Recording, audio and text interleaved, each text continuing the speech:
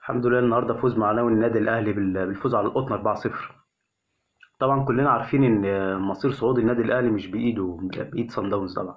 ان الهلال السوداني لو كسب صن داونز فالنادي الاهلي طبعا بره. لكن تعادل الهلال وصن داونز او الفوز صن داونز يدي فرصه للنادي الاهلي في ان هو يكسب الهلال السوداني هنا ان شاء الله ويصعد ان شاء الله. من وجهه نظري انا الشخصيه بقى، سواء النادي الاهلي سواء صن داونز كسب ما كسبش تعادل ما تعادلش، انا اللي يهمني كواحد من جمهور النادي الاهلي ان ماتش الهلال السوداني ده ان شاء الله ده ماتش رد لكبرياء النادي الاهلي، رد لكرامته، ورد على المعامله السيئه اللي لعيبه النادي الاهلي والافراد الجهاز الفني اتعاملوا بيها في السودان.